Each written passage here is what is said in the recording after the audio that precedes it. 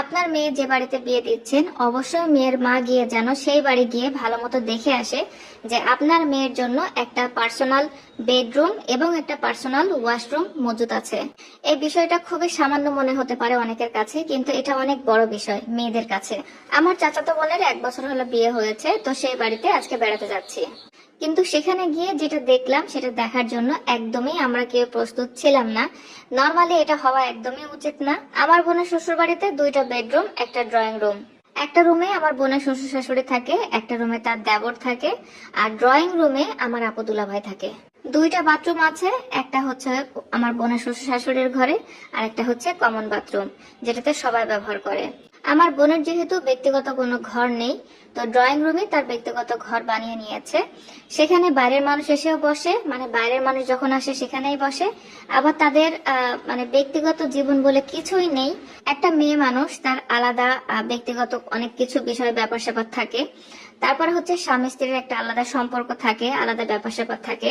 তার জীবনে সেই মানে কোনো কিছুই নেই। এই বিষয়টা নিয়ে 12 মাস তার শ্বশুর শাশুড়ি এবং মানে এক কথায় বলতে গেলে সপরিবারে একটা ঝামেলা বা দ্বন্দ্ব লেগেই থাকে।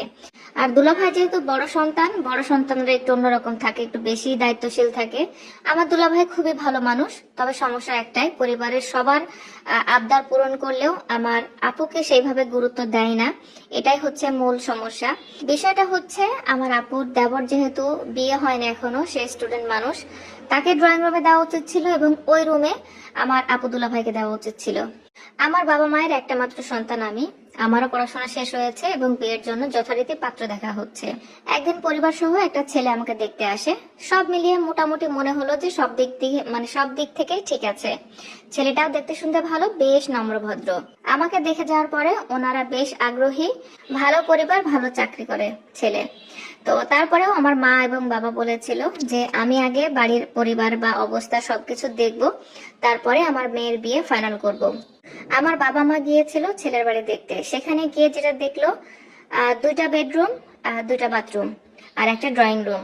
একটা রুমে বাবা মা থাকে, একটা রুমে ছোট বোনটা থাকে যে স্টুডেন্ট পড়াশোনা করছে।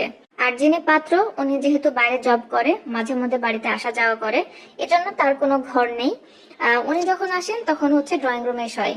আমার মা সজোরে ওনাদের বলে উঠলো যে আমার মেয়ের যদি বিয়ে দিই তাহলে আমার মেয়েকে একটা আলাদা ঘর দিতে হবে। একটা আলাদা ঘর এবং একটা আলাদা বাথরুমের ব্যবস্থা করে দিলে আপনার পরিবারে আমার মেয়ে দেব। কারণ প্রত্যেকটা মেয়ের কিছু ব্যক্তিগত বিষয় থাকে। আপনি তো মহিলা মানুষ, আপনি অবশ্য ভালো বুঝতে পারবেন যেহেতু আপনারও একটা মেয়ে আছে।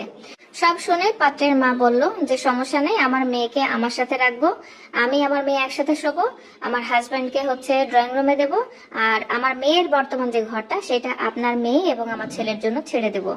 তো এটা শুনে বেশ ভালো মতো আমার মা বুঝতে পেরেছিল যে মেয়েটার মুখটা ভার হয়ে গিয়েছে। এটা খুবই স্বাভাবিক ব্যাপার যে তার ব্যক্তিগত যে ঘরটা সেটা আরেকজন দখল করে নেবে।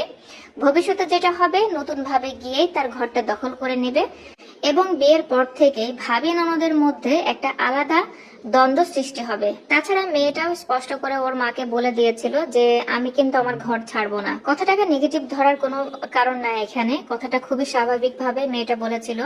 তো আমার বাবা মা বাড়িতে আসার পরে ঘটককে না করে দিয়েছিল যে আমার মেয়ের ওই বাড়িতে বিয়ে দেবো না, যদি দিতেই হয় আলাদা ঘরের ব্যবস্থা এবং আলাদা বাথরুমের ব্যবস্থা করে দিতে হবে।